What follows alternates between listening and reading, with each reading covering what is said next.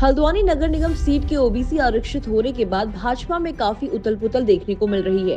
एक दिन पहले गुपचुप तरीके से हुई सदस्यता के बाद भाजपा के वरिष्ठ नेता और पूर्व दर्जा मंत्री गजराज सिंह बिष्ट ने नगर निगम चुनाव के लिए मेयर पद की दावेदारी कर दी है।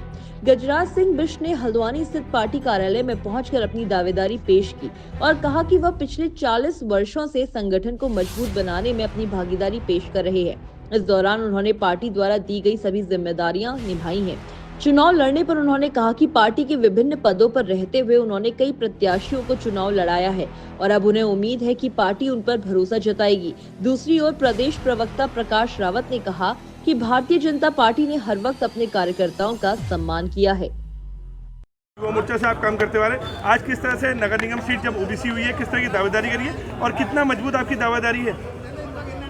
हल्द्वानी नगर निगम में अभी चुनाव होने जा रहे हैं, उसके लिए मैंने भी भारतीय जनता पार्टी के कार्यकर्ता होने के नाते आज केदार जोशी जो पूर्व पर्यवेक्षक हैं उनके समक्ष अपना आवेदन प्रस्तुत किया है और मैंने उनसे निवेदन किया है कि मेरी इस प्रार्थना पर सार्थक आप मनन करें और मुझे भारतीय जनता पार्टी के नाते इस निगम में चुनाव लड़ने का मौका दें। लेकिन कल एक गुपचुप जो है यहाँ पे ज्वाइनिंग हुई, उसके बाद भारी विरोध पार्टी के अंदर देखा जा रहा है। सोशल मीडिया में एक वॉर सा चल गया है, उसको लेकर क्या कहेंगे? भारी व्यक्ति आ रहा है, उसे टिकट देने की बात चल रही है। आज भारतीय जनता पार्टी में पूरे देश के अंदर कई लोग आ रहे हैं, क्योंकि आज भारतीय जनता पार्टी देश में भी प्रदेश में भी प्रत्येक जगह भारतीय जनता पार्टी की सरकार है, तो निश्चित रूप से सबका मन सरकारों में रहने का होता है। तो भारतीय जनता पार्टी में बहुत सारे कार्यकर्ता, बहुत सारे दूसरे दलों के लोग भारतीय जनता पार्टी में शामिल हो रहे हैं और मैं सभी का भारतीय जनता पार्टी में स्वागत करता हूँ। आप भी युवा समय से काम कर रहे हैं, लेकिन क्या कहेंगे, पार्टी के मूल कार्यकर्ता को टिकट देना चाहिए? नहीं, आपको संशय क्यों है? ऐसी चर्चाएं चल रही है ना।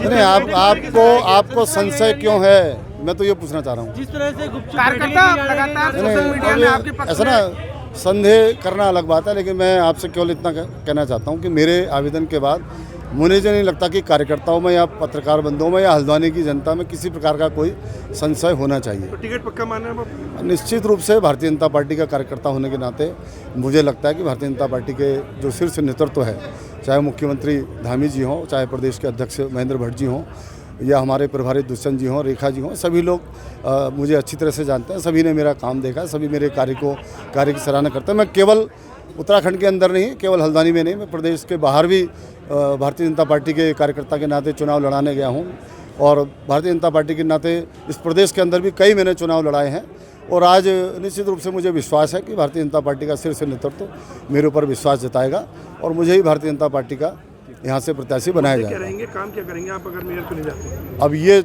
टिकट मिलने के बाद, मेयर बनने के बाद आप सबसे सलाह लेंगे। उसके बाद इस हल्द्वानी शहर का जो जोगिंद्र पाल रौतेला जी के नेतृत्व में जो यहाँ का विकास हुआ है, उस विकास को और आगे बढ़ाएंगे। में गुपचुप तरीके से शामिल कुछ करीबी लोगों ने ज्वाइन कराई उनको। आज गजराज बिष्ट जी ने भी यहाँ पे दावेदारी करी। किस तरह से दावेदारी को मजबूत मानते हैं? लंबे समय से संघर्ष किया है पार्टी के लिए उन्होंने। देखिए, भारतीय जनता पार्टी में पूरे उत्तराखंड ही नहीं, हल्द्वानी नहीं, पूरे देश में लोग शामिल हो रहे हैं और माननीय नरेंद्र भाई मोदी जी की नीति को और माननीय पुष्कर धामी जी की नीतियों को देखते हुए भारतीय जनता पार्टी में शामिल हो रहे हैं। और शामिल होने का मतलब ये नहीं है कि किसी भी व्यक्ति को टिकट दिया जाएगा। भारतीय जनता पार्टी के कार्यकर्ताओं की मंशा यही है, जो लगातार पिछले 40 वर्षों से पार्टी का काम कर रहे हैं, उन्हीं को भारतीय जनता पार्टी का टिकट दिया जाएगा। और देखिए, तो पार्टी का टिकट देना शीर्ष नेतृत्व का काम है और जो भी हमारा शीर्ष नेतृत्व तय करेगा उसके लिए साथ भारतीय जनता पार्टी का कार्यकर्ता खड़ा हुआ है। लेकिन परसों जो है पहले ऑफिशियल एक ज्वाइनिंग की सूचना आई, उसके बाद वो स्थगित कर दी गई। कल गुपचुप तरीके से ज्वाइनिंग कर दी, उसको किस तरह देखते हैं? पार्टी के लोगों को ही पता नहीं था, मीडिया को जानकारी नहीं दी और गुपचुप तरीके से ज्वाइनिंग करने का आखिर क्या? देखिए, माननीय हमारे नैनीताल जिले के जिलाध्यक्ष इसका मुझे लगता है कि सही जवाब दे सकते हैं, क्योंकि जो भी जिले में कार्य होता है वो अध्यक्ष के हिसाब से ही कार्य होता है। और अगर पहले ज्वाइनिंग हो रही थी वो भी प्रताप जी बता सकते हैं और क्यों टली उसका जवाब भी प्रताप जी दे सकते हैं।